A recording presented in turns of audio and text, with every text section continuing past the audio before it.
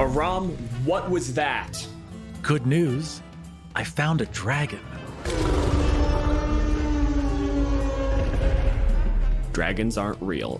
Aram, say it back to me. Dragons aren't real. Dragons are real. Okay, why a dragon? What better way to promote Kill Every Monster than with an actual dragon? We may need to bump up the patron just a little. For $2 a month, Patreon supporters can get access to ad-free episodes as they're released.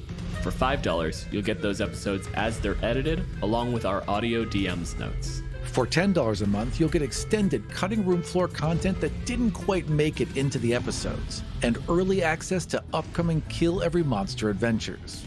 We've also got the $25 Pen Club, the $50 Birthday Bash, and the $100 Associate Producer levels with exclusive access to Patreon-only games and world-building consultations with Aram and I. You can also listen to early, uncompressed, ad-free episodes by subscribing to Kill Every Monster via Apple Podcasts. If you are listening on the Apple Podcasts app right now, you can sign up for a free 7-day trial with just a click. Want a free way to help the show? Give us a review. Written reviews are amazing, but even clicking 5 stars is a huge boost. Podcast reviews are the best way we have to get the show in front of new listeners. And you can leave reviews for the show on Apple Podcasts, Spotify, or Podcast Addict. Find all the ways you can support the show at killeverymonster.com.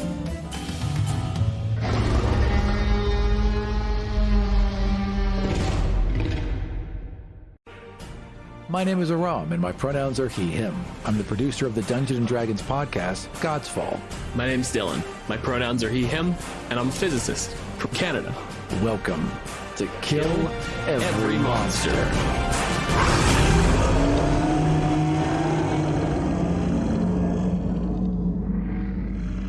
Aram, we talk about the sort of power level of monsters a little bit. We talk about how strong they are, how big a fight they are.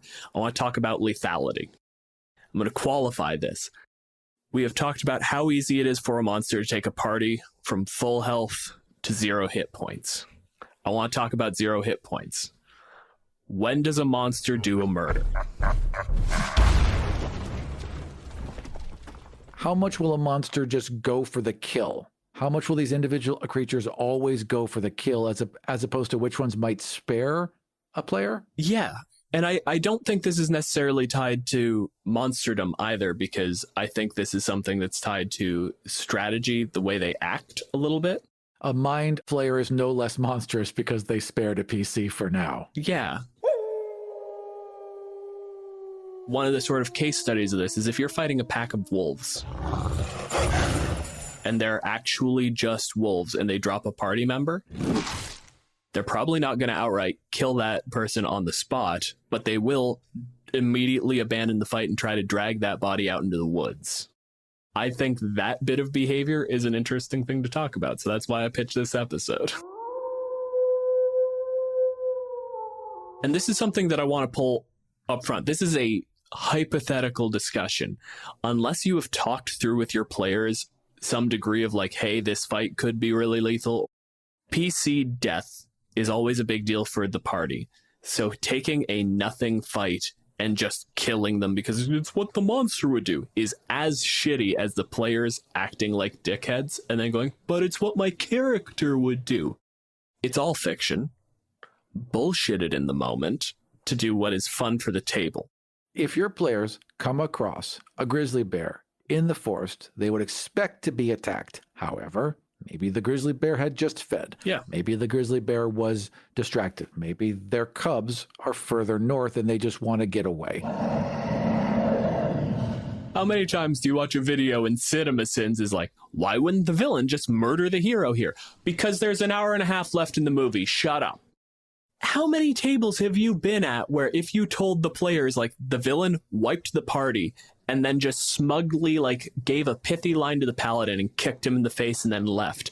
And if you told the party afterwards, like, yeah, reasonably the villain would have murdered you, but then the campaign would be over, your entire table will go, yeah, that's fair. I appreciate that you didn't just murder me.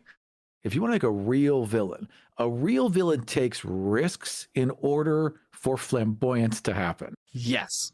Any good villain is a flamboyant mess. You will always trade flamboyance for practicality. That is a good villain. And if you just wiped 6 people and there's one person left, if you kill that person, no one knows you just wiped 6 people. The story is more important than the practicality. Absolutely.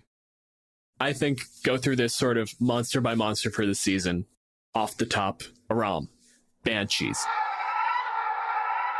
Does it murder? Okay, here's my first question. Yes. Does it murder in the book? I guess we're just going straight by the book. From what the book says, does it murder? If you were running a Banshee and you weren't concerned about your player, if you weren't being a good DM, right? If you're just running a Banshee, does it murder? For me personally, especially after talking to Orla, 100% a Banshee is a spiteful, mean, angry lady. And if you did the bad, it's here to punish you so the bad doesn't happen again. It's a mean, spiteful creature that kind of wants to get away and be on its own. So if you've come to it, you've invited a fight, and it is very willing to give it to you. And its abilities back up that fight. Oh, yeah. Whale is incredibly devastating. The whale has no effect on constructs or undead, but all other creatures within 30 feet of it that can hear her must make a DC 13 Constitution saving throw. On a failure, they are dropped to 0 hit points. They just drop to 0. So they might just die on their own. And this is one of the situations where, like, if you survive a fight with a Banshee, it's because the Banshee wails, everybody falls, and then it's like, this is too close to my territory, so I had to let them know, and I'll leave now. But if you wandered into the Banshee's lair, the place where it makes its home, and it drops you, I have no doubt that it's wandering along and just like, oh, you've started making saves, and now the Banshee chokes you to death while you're on the floor. While the others are watching and struggling to survive, she would just glide from one to the next. But a Banshee would leave one alive to tell the tale. I think that's fair. I think this is, especially when you remember that story about the football team that got cursed and hasn't won. Yeah. I see that as feasible. I think that's a fair way to run that.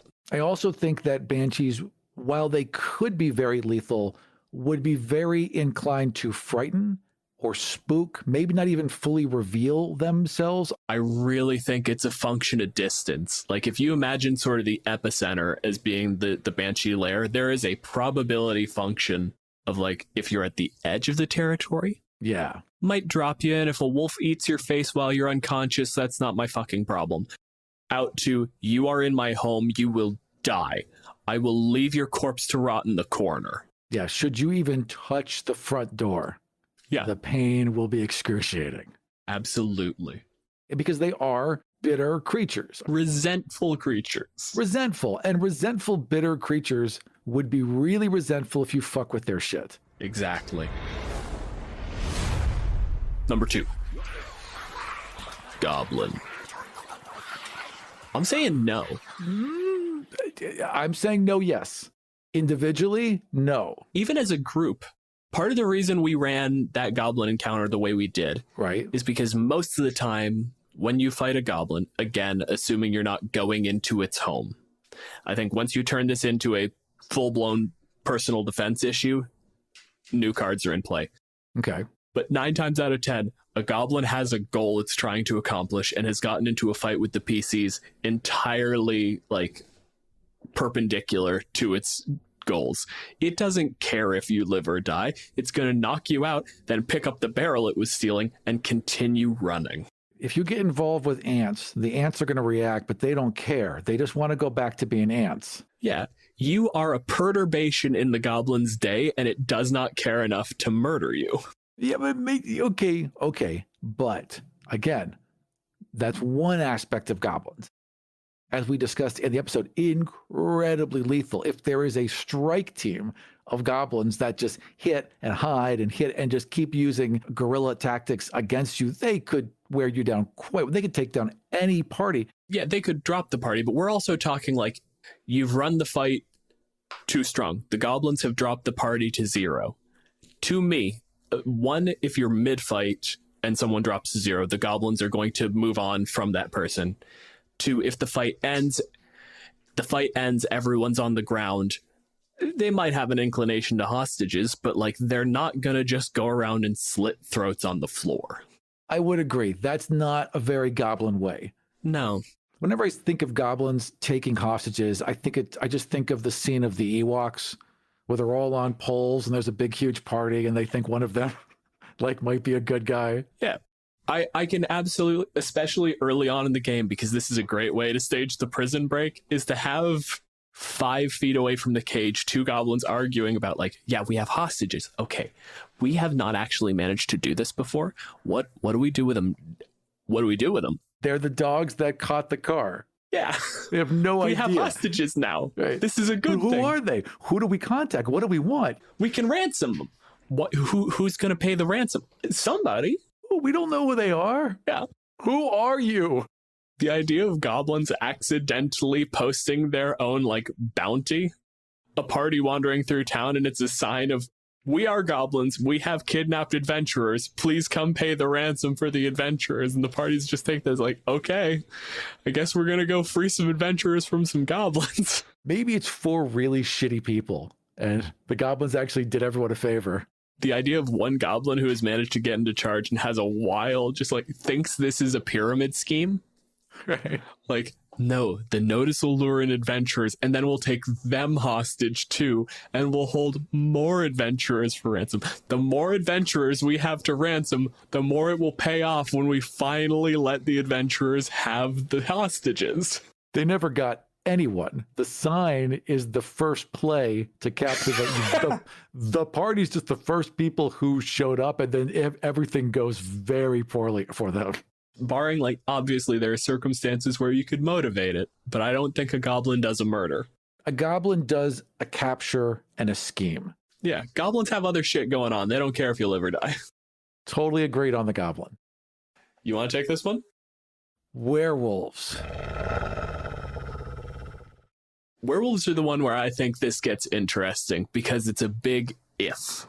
It's dependent on how you run your werewolves, what state the werewolf is in. Because if you're running the werewolf as more of a disease and a lack of control thing and you're at full moon, then this isn't even a wolf. This is a weird combination of anger and hate and humanity and animal. And I think a full-blown full moon werewolf will not just drop a party member, but the moment they hit 0, ignore the rest of the party and tear them apart. Right. I will keep tearing apart the flesh in front of me until something sufficiently distracts me.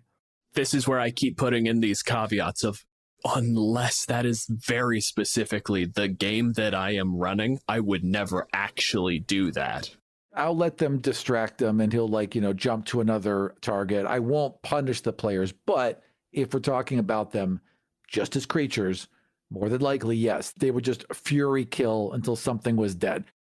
If they're not moon crazy. Yeah, if you're not dealing with the full-blown lunar feral werewolf. Then I would say that it's a different set of factors, because if there's a fight and they've wounded you, there's a very good chance you'll now be a werewolf. So they have to decide, do they leave you alive and are they responsible for another creature? Oh, that's really interesting. Or do they take your throat and cut out the cycle there?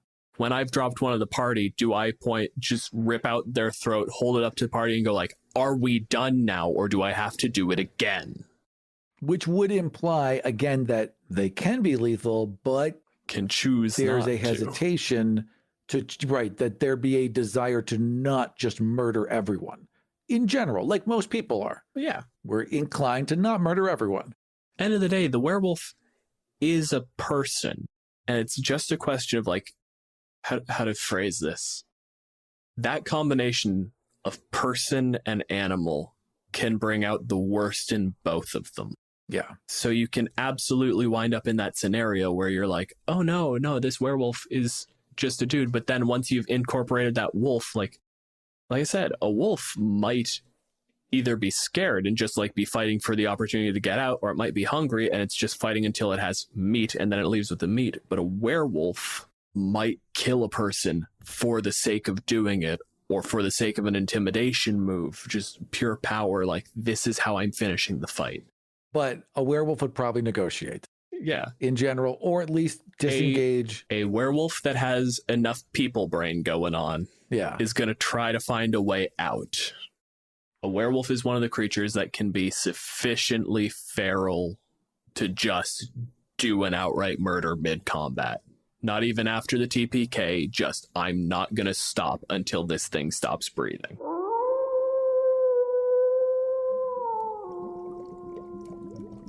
Green Hag. Green Hag, I think, for the most part, wants to toy with you, wants to play with you. Doesn't feel the need to. Honestly, I think it's exactly what we had with Sally. If they get you down to near dead, that's good enough because hopefully you've learned. Right. Like, they'll do the appraisal. Is this a paladin so upright that if I send him on his way, he'll just come back once he's healed? Well, then that's inconvenient. Clip that one here. Is this a random adventurer who wandered into a place where they haven't been, and now you've learned your lesson? I will drag you out of the swamp, put you up on a rock, and leave a little note on your chest that just says, do not come back. Or I'm just smarter than you, and I'm going to point you in a direction I need you, because I've got plans within plans, because I'm 10,000 years old, and you've suddenly become a pawn. Yeah. I think all of those options would come before just straight out murdering you. It's very interesting as a thing to think about, to me at least, as a person who doesn't generally think about philosophy because I am soulless. Yeah, basically. To do the killing, there has to be a certain level of interest in life. Think about it as like, oh, you're willing to kill, you don't value life. But there's also a threshold where you've valued it even less to where the murder just seems like, why would I? If I kill you, I have to clean up the corpse. That's so much work. Hags don't usually, they're not going to act that much out of anger or rashness. They are long-lived, calculating creatures who probably have a lot more patience, I would imagine, than the average adventurer. They're willing to believe that, like, no, I'll finish this, and then you just go home, for the love of God. Or maybe, again, a lot of them live out in the middle of the woods alone because they don't want to be, hassled in general, but the occasional distraction, that's fun. They'd probably want to engage. Like, send me the occasional adventurer. When they lose, they're desperate to bargain, and they're very useful. I think that a hag of sufficient means and intelligence would understand the value of a little bit of chaos in a long-term plan to test at the edges. The competent version of the goblin plan, where it's like, no, an adventurer shows up. Well, this one isn't useful. I'll slap him around a little bit, send him back to town, and then he'll tell the other adventurers, and eventually someone I can use will show up. If adventurers keep showing up and the hag murders them, well, maybe the king gets involved and then there's an army and that's a problem. A party of adventurers is at worst going to be an inconvenience. If I keep sending them back and then like the town goes off like, there's a hag living in our forests and we've sent our strongest adventurers in and they keep getting beaten. And oh, so the hag is murdering? Well, no, she's been rude to them. Rather rude. She's beaten them to a bloody pulp, and then, honestly, one of them was dragged back in a stretcher by a very large spider, deposited in the center of town, and then just left. A hag has probably invested a lot of time in wherever they are and whatever they're doing. They don't want unnecessary attention, and bodies bring eyes. Yeah. Hag, no murder unless it's absolutely gotta. No murder unless it's advantageous, or unless they absolutely have to. Same deal, Incubus. She got a sack dick. Absolutely no murder unless it's gotta. Right, murder does nothing for them. It benefits them in no way. Murder is a failure. A complete fail state, because I feel like when you're dealing with that sort of cosmic element of like you are trying to do battles between heaven and hell and get souls, someone dies fighting a fiend, that's a case. Like they might get out of hell on that one. Plus, you don't get the soul. Like, someone else is going to check that soul. If you have to kill them, the soul goes to some other demon. They get the points, or they have to file them. Maybe it's just loose. That's how we get, like, the Lemure, or I think it's Lemure for devils, is just, yeah, they're just going to go to hell now. If you're particularly vengeful, you might go and, like, fuck with them Yeah. later. But for the most part, you lost. You lost the game. I have invested too much time in you to kill you.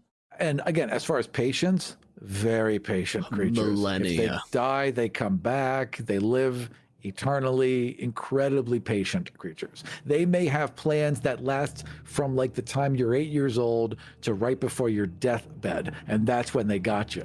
Especially the idea of an incubus getting into a fight only to die in that fight and just like half-ass it. And then 3 weeks later, come back out of the pit. It's fine, though. I forgive you. An incubus will absolutely die just to prove a point. They are that kind of queen. Especially if they don't, like, if they think you don't know yet, I will let you kill me, let you fester on the fact that you did a murder, and then wander into the room wearing the exact same face as before. Just walking into some fancy party in the burial suit, brushing off the dirt. My, that was a lovely ceremony. As you grab a goblet of wine. If an incubus was to kill one of their targets out of rage or frustration, or they just got pinned into a corner, it'd be a strike on their record. People would be like, oh, well, Not working with that. can't fucker. trust that one. No, he's a fucking letdown, that creature. Been around the mortals a bit too long, inherited some of their impatience. Doppelgangers are people. That's my answer for that one. And in the world where doppelgangers would exist, they don't want trouble. They are not looking for trouble. Maybe there's that one doppelganger serial killer. Sure. Just like 100%. with people. Yeah. Would that person be fucking terrifying? Absolutely. Goddamn absolutely. 100%. But a doppelganger in general, like I said, it's a dude. It will murder as frequently as dudes do. But like in the middle of a fight, they are just trying to get to a different goal. They don't want to kill you. They want to live their life. Unless they're that one person that wants to kill and then that's their life. And I am really sorry for anyone who lives in that city. Because boy, oh boy, good luck. That's fucked. Mom? But how did you, stab? Like, it's like that throughout the whole city. It's like, it's that one final, like, moment of joy and then betrayal right as your eyes roll back. Just happening over and over. The anti-incubus. Horrifying.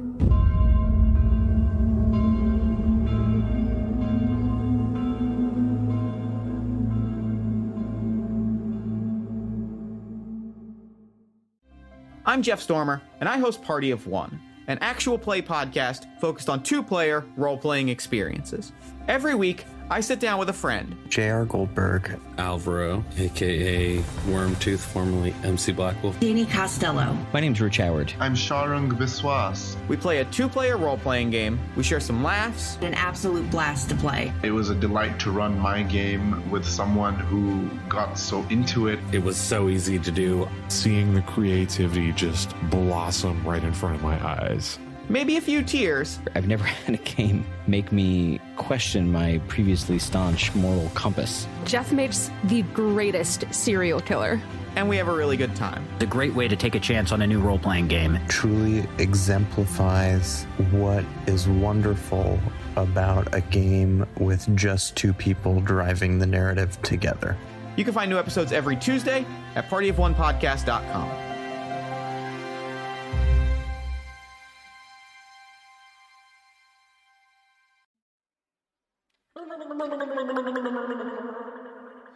The flump does not have the capacity to reduce a player character to 0 hit points, let alone do a goddamn thing once they've hit that point. It doesn't have the ability, nor does it have the want to kill anything. If they accidentally squished a beetle, they'd be in mourning for like a week.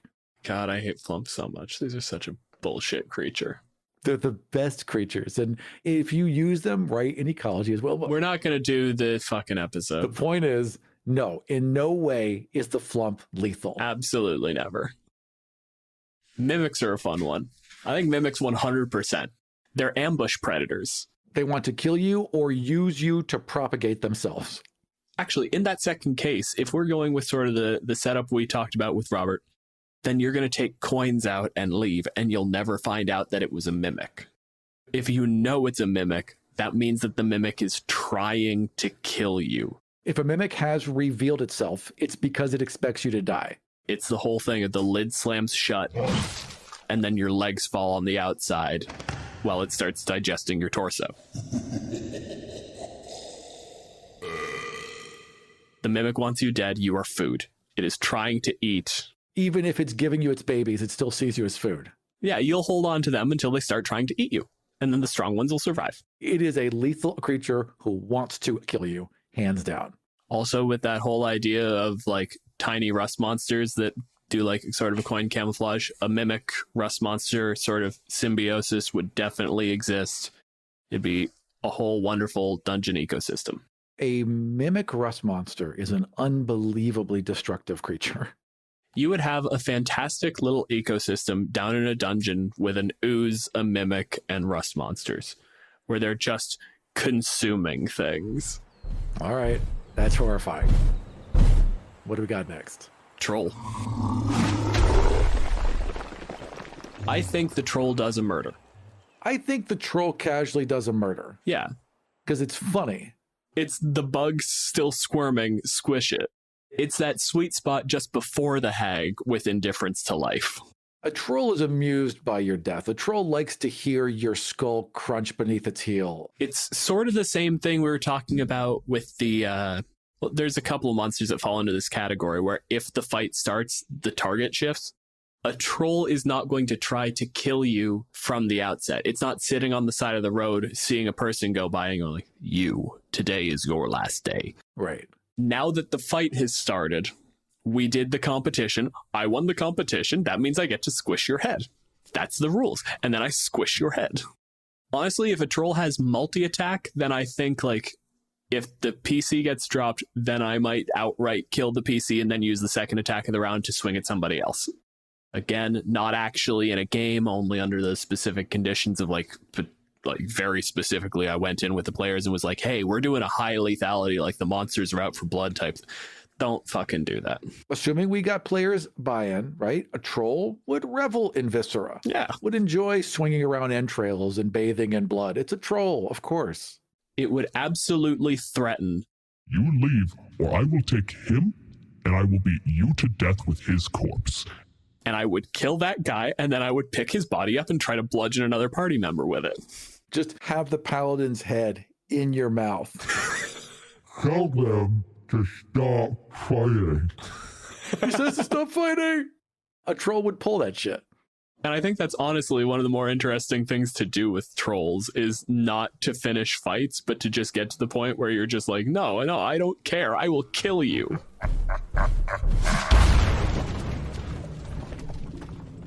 I don't think oozes are capable of murder because they are not intelligent. The entire thing with an ooze is that it's going to engulf you, and then if you go into death saves, you will die.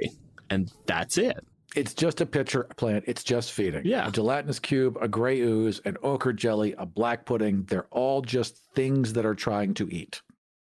Now we get to the Jubileex. Well, Jubileex is basically a god, isn't it? At that point, it very, very much would revel in, like, I bet that it likes to put you inside you and feel you squirm as it dissolves you. I bet it gets off on that. Oozes in general don't care enough to kill you because they're completely neutral. They're not even animals. They're not feeding. They're just doing. You are a thing that fell into the acid pit, so now you're gonna melt. Jubileex is explicitly evil and will try to kill you because it's a demon lord. It just does that. It'll love it. It'll have fun. And it would have fun, like, killing your whole family in front of you and then killing you when you're in your most vulnerable state. Like, it would just have joy from that. That being said, that is one of the reasons why I'm not a huge fan of using a gelatinous cube or an ooze in general in a game outside of, like, as an interference, like, as something you have to overcome. Because the moment you enter into that fight, you aren't just at risk of dropping someone, you are at risk of accidentally killing someone in the party. Yep, in a very terrible way. If someone gets engulfed and they can't get out in time, you now have to be the one sitting there sort of on the back foot, debating, like, do I just come out right and say it to my players, like, hey, this ooze is going to just let you go now because if I don't, you're gonna die, or do I just kill this? Like, how do I handle this? And you've got like technical problems too now, because if a player did just get it completely dissolved by a gelatinous cube and their bones are now floating inside it, you got to get one of those bones to be able to cast a lower level resurrection spell when you get home. So you can't just leave. You've now got to get one of those bones out. That fight has to end. And if we got to the point where one of the players is dead, this fight is apparently not one that they were ready for. It is a huge risk to put a gelatinous cube in a 10-foot wide hallway and tell your players to go. You got to be fucking ready for that possibility. They got to like find some way to get like a metal cord across the passageway, so as it goes through, it cuts through the middle and pulls a bone out. Like you got to get you just got a metal net. It's just scooping. Just gonna sift your gelatinous cube. The idea of having that like somewhere in a dungeon and having like the dwarven delving team making that move of like, oh no, we made enough on the last one, we can afford a raised dead, we just need to get his bones out, we have a system, it's okay. A careless prince, we got to get him back. It's been too long now, so we need a bone. You have to go in there and get that bone so we can resurrect this idiot. So his dad's happy. Yeah, that's a fun adventure. That's an interesting adventure. Incredibly lethal if the situation is right, but they don't care. They're not trying to kill you. Also, the idea of like, if you can keep the thing stationary and then just trying to do a animate dead from the outside of the ooze. Walk out. Wake up the skeleton. Come here. Walk forward. Come here. It's not going to try to hold on to you anymore. You don't have meat. All right. Done. Not terribly lethal because it's not trying. I mean, incredibly lethal specifically because it's not trying. Just be careful, Christ. Yeah, just be careful and you're fine. It's like, is acid lethal? Yes, if you fall in. It's very lethal. Will a fire murder a player? Yeah, if the player lays down in a fire, it'll die. Yeah, try not to get in the way of a fire. So, skeletons and zombies.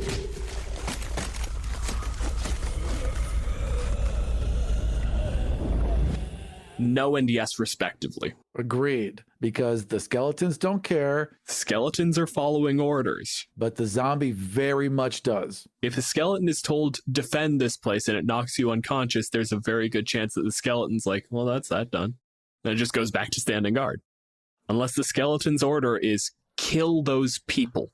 It may just continuously bring you food. It just may bring you a rotted apple over and over, right?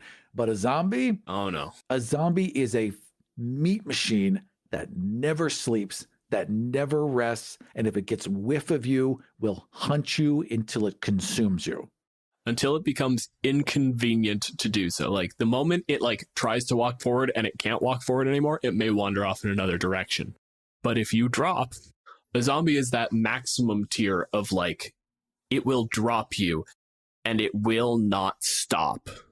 It will not finish the fight before it kills you. There is no reason for it to go anywhere else except for the delicious meat that it has finally got its teeth into. If this is on a scale of flump to something, it would be flump to zombie, I would feel. A zombie will always try and kill you. Absolutely. Unless, like, I would say the singular case where it wouldn't is under immediate command of a necromancer.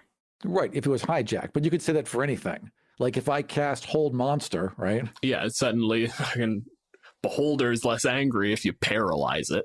Any creature that's dominated can be used as a tool for a more evil thing, sure.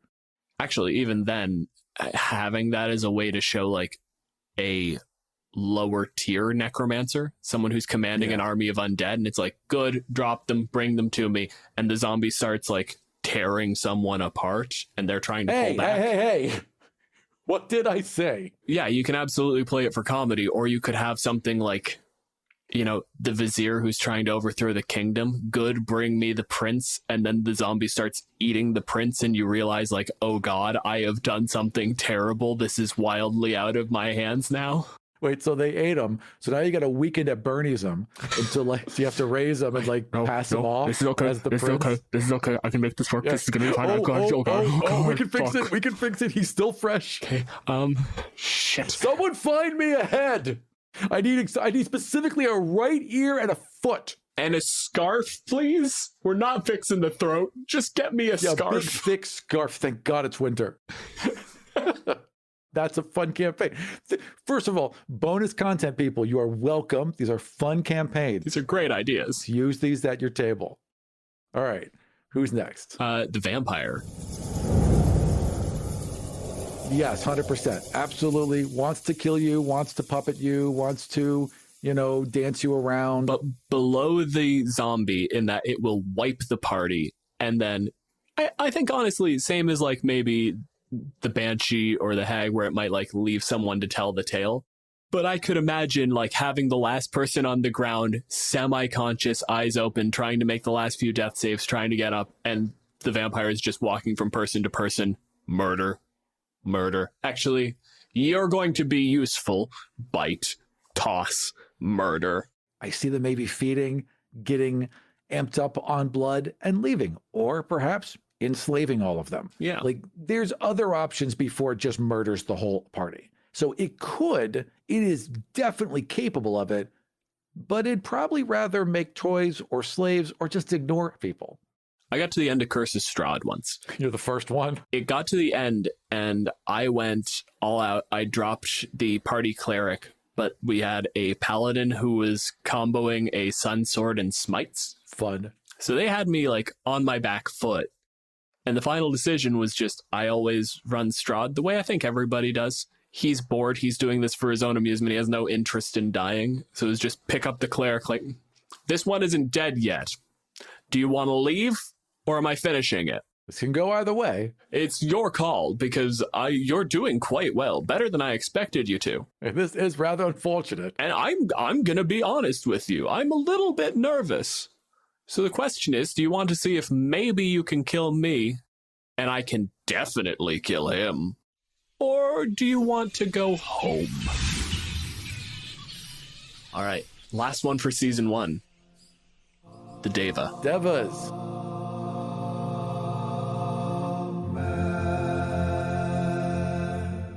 Deva. Right? Or is it Devas? Still Deva. Devas. Season 1 Devas that I always say correctly. Yes. The first line of that episode is you asking how to say it too. It is. It really is. I think getting it wrong. Yep. So Devas, no, of course not. They don't want to kill anything. But this is the thing. But if they do, but if they're told to, then they are unstoppable machines. Where does the word smite come from? Agreed. So again, it is like, do they want to though? Do they have any desire to? No. We've got the two cases of there's an angel in the room and you're like, I don't want that to be there anymore. And you decide you're going to fight it. It won't kill you. It'll slap the absolute shit out of you. And unless you are unequivocally evil, it'll just be like, have you learned the lesson? Right. Unless you need to be banished, you're going to live. And then there's the Sodom and Gomorrah option. Destroy this thing. Yeah. Remove it from my divine sight. Have it be as if it never was. Then yes, they're the Terminator. It's one of those situations where I almost wish the angels had more like aggressive spells. Laser eyes and shit, right? Not even necessarily that. Like the idea of it wanders in and it does battle with the mace. And then it has the cleanup spell of good. Now that they're all done, fireball. We are cleaning the earth, leaving nothing but ash and salt. It should be able to basically, what's the one thing a cleric can do? It should be able to flame a strike down onto itself as the center target and just have holy flame spread out from that as a cleansing move. And then that would like recall them, right? Like once they do that, their body is destroyed, quote unquote, during it. They're recalled back to heaven. They can only do it to really clean up. If they use it in an attack, they're done. Yeah, it's the extraplanar rules of like, if you kill a fiend, if you kill an angel, it goes home. Yeah. Angels only die in heaven. If there are creatures who do that like angels, they should have a supernova death thing We're like, okay, I'm just going to explode and take myself out and take everything else out around me and cleanse this area of all this evil because it doesn't matter that I'm dying. Yes for angels, but no for fiends. Angels are, at the end of the day, holy constructs. They are there to do a job and get it done. So yeah, they will smite themselves to take down something in the nearby vicinity if it gets the job done. For a fiend, for a devil or a demon, the idea of dying and having to go back and reset is anathema to everything they want. They will not allow it. That's why they have hellish rebuke, because they can like, no, how fucking dare you? Yeah. Right? I will remain here. Whereas a devil will gladly sacrifice themselves for the greater good. Yeah. But again, unless they are directed to, not at all lethal. It is construct rules. It's the same as the skeleton. If it's told to kill, it'll do so without remorse and without question. But it also probably won't, because no, life is generally, if you're good aligned, life is a good thing. We shouldn't kill. That said, I'm working on a game that has a lot of divine fingers directly involved in the character pie, and I am 100% sending a Terminator angel after one of the party. Yeah, that's going to be fun. Having players think they know what is going to happen and getting to do the like, no, you have misunderstood the situation. That's always fun. And I think angels are prime material for that. Yeah. It's like, oh no, it's an angel. It's good. It's here for the good God. Like, no. It's here for the will of the good God. Yeah. That's not necessarily all sweet and lovey, bud. No. If eliminating you works for the greater good, then that's how the divine plan works. Mm-hmm. I'm working on a patron game right now where all the players start out at first level. They're all drawn together because they're heavily connected to a god, and those divine forces pull them together, and they all end up after session 1 at first level with an artifact. So they just become these ultimate glass cannons. There's no way that they wouldn't attract the attention of other people who are like, nope, we're just going to solve this right now. If I am Asmodeus and I find out that a first level cleric has the Book of Exalted Deeds, do you think I'm not going to immediately just like, no, Baelor, bring it to me?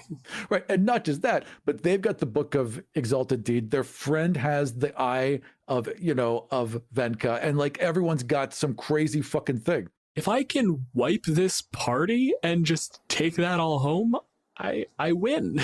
Yeah, I need all those things now. Or at the very least, I need to stop this and put brakes on this because wherever this is going can't possibly be good. That is the other thing that I always run. Like, I run Asmodeus as like in a Cold War. He is either looking for a thing where he can get it and pull the trigger and win, or he's looking to make sure the status quo persists. That many artifacts, it's like, no. Bring me one of them, kill the rest of them, and scatter it. Do not bring all those things back here, because if I have all those things, do you think heaven is going to put up with that? Get me the eyeball, because I can make deals with Vecna, and get rid of the rest of it. Also, like, could he even trust anyone to send off to gather all 6 things? Never. Like, the only thing you could possibly do is, and it's honestly part of why it might work for a first level party, is if you get a squad of imps, and it's just like, you are new enough to not know how much power I'm entrusting you with when I say bring this back to me. Right, just get it and bring it back, like, and they'll just run it with like, whatever you say, boss. They'll just run with it over their heads right back into hell. Yeah, I got it, boss. Good work. It's like a big hand or something. It's gross. It's exactly what would happen. All right. Anything else you want to add then as we round up season 1? I think that about covers it. I'm pretty satisfied with that. Anything you got? Just that I've really enjoyed making this show, that it's been a light for me, and it's been an incredibly engaging and informative experience, and that I owe a lot of that to you. So I would just like to say thank you for being an amazing co-producer. I did all my mushy shit in the mailbag episode. I'm done until season 2. That's fair. All right, and I guess that wraps up season 1. We will see you all again soon for season 2, and I think we've pretty much decided that season 2, episode 1 is going to be the Coatl. Yeah, I think we're going Coatl in first. Yeah. start off with Carlos. We'll see you for Season 2, Episode 1, Coatl with Carlos. Later, folks. For more information about us, notes for each episode, and ways you can help support the show, head over to killeverymonster.com. If any of the ideas we've discussed on the show have sparked some of your own, tell us about it on Twitter at KEM Podcast. You'll find me at DJ Malenfant and Aram at Aram Vardian. For ad-free episodes, early releases, bonus episodes, print-ready maps, Dylan's DM notes, and my character sheets from each encounter, head over to patreon.com/killeverymonster. You can also listen to ad-free episodes and bonus content by subscribing to the show on Apple Podcasts. Our theme intro and many of the sound effects you hear in the show were created by BattleBards. Check them out at battlebards.com. This episode was produced by Aram Vartian and Dylan Malenfant. I also did the editing. And we'll see you next time for Kill Every Monster.